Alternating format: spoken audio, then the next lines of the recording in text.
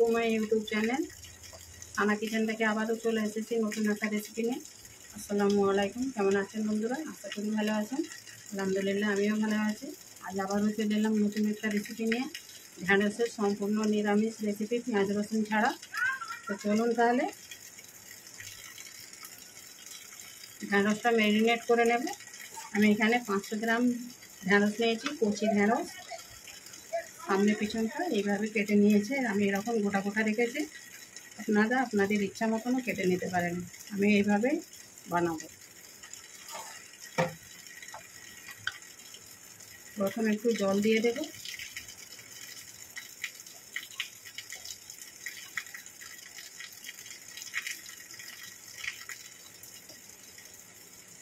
আর এখানে 1 চামচ হলুদ গুঁড়ো, 1 চামচ কাশ্মীরি লাল লঙ্কা গুঁড়ো, 8 চামচ মৌরি নিয়েছি, আর স্বাদ মতো লবণ নিয়েছি, দিয়ে দেব।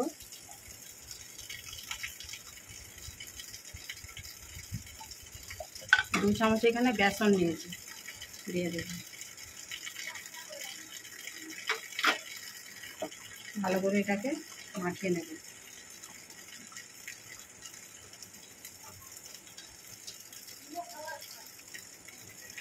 ম্যারিনেট করা হয়ে গেছে। আর আমি এখানে কড়াই তেল বসিয়ে দিয়েছি বন্ধুরা। আমি সম্পূর্ণ সর্ষের তেলে রান্না করব, তাহলে ভেজে নেব এবারে।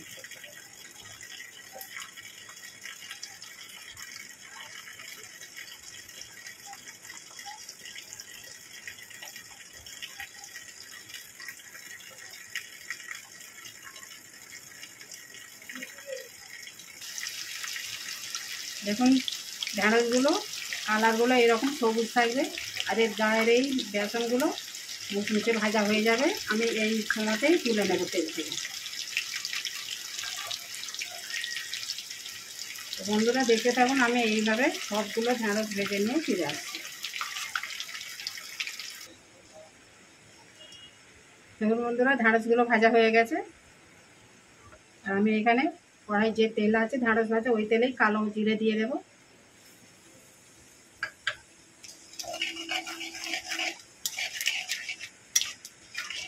এখানে হলুদ নিয়েছি 1 চামচ, আর লঙ্কা নিয়েছি 1 চামচ। লঙ্কা বলতে কাশ্মীরি লঙ্কা দিয়ে দেব।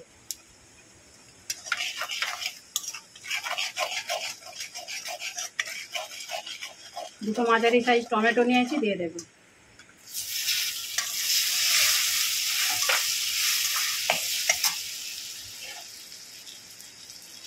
আর চামচ লবণ দিয়ে দেব। অল্প একটু জল দিয়ে দেব।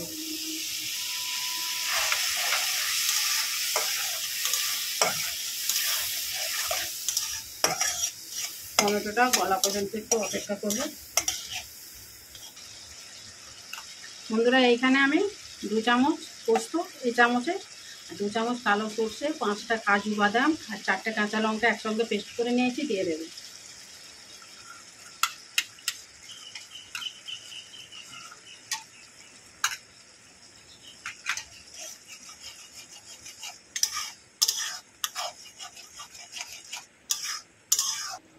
পোস্ত বাটা বাটিটা ধুয়ে জল দিয়ে দেব।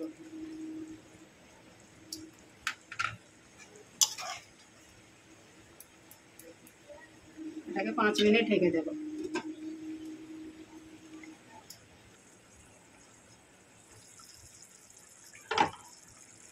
দেখুন মশলার তেলটা কেটে গেছে।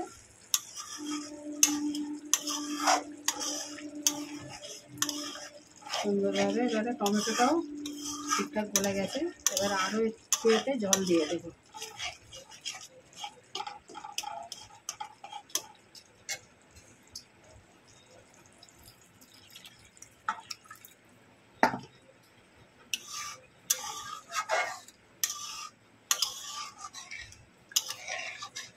এটাকে আবারও 5 মিনিট ফুটিয়ে নেব।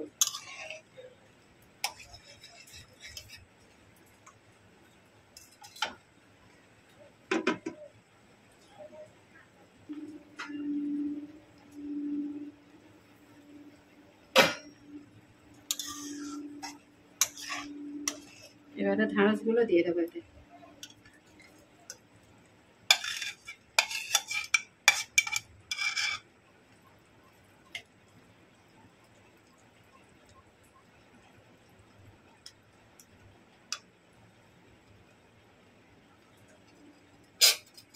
কালারটা খুব সুন্দর এসেছে।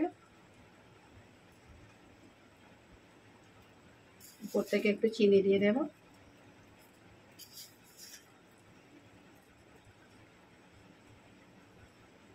কাঁচা লঙ্কা ছিঁড়ে দিয়ে দেব। ঢ্যাঁড়সটা বন্ধুরা সেদ্ধই হয়ে আছে, মানে ভাজা হয়েছে যে সেদ্ধ হয়ে গেছে, রান্নাটা কমপ্লিট হয়ে গেছে। আর একে বেশি ফোটাবো না। তো আমার এই নিরামিষ ঢ্যাঁড়সের রেসিপিটা কেমন হয়েছে কমেন্ট করে জানাবেন, লাইক শেয়ার করবেন, নতুন বন্ধু হলে চ্যানেলটাকে সাবস্ক্রাইব করে দেবেন। আমার এই নিরামিষ ঢ্যাঁড়সের রেসিপিটা পেঁয়াজ রসুন আদা সব কিছু ছাড়া কেমন হয়েছে কমেন্ট করে জানাবেন, লাইক শেয়ার করবেন, নতুন বন্ধু হলে চ্যানেলটাকে সাবস্ক্রাইব করে পাশে থাকবেন, যাতে আমার নতুন নতুন রেসিপি আপলোড করলে আগে নোটিফিকেশান পৌঁছে যায়। রেসিপিটা আজ এইখানেই শেষ করবো। আবারও আসবো সামা কিচেন থেকে নতুন একটা রেসিপি নিয়ে। আপনারা ভালো থাকবেন, সুস্থ থাকবেন, সাপোর্ট করে যাবেন। আল্লাহ হাফেজ।